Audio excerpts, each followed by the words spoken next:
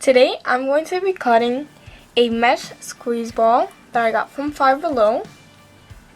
I took out the net, but normally it'll have the net like this one.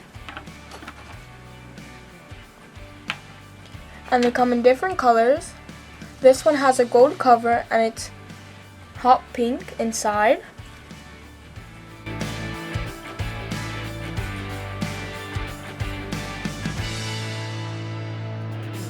Now it's time to cut this mesh squeeze ball.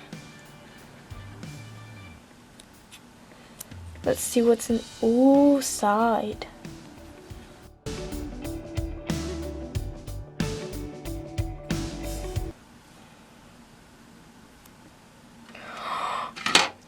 Ooh, this is like goopy slime.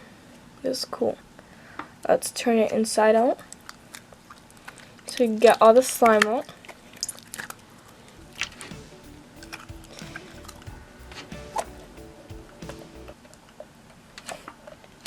This is what the cover looks like inside when it's empty.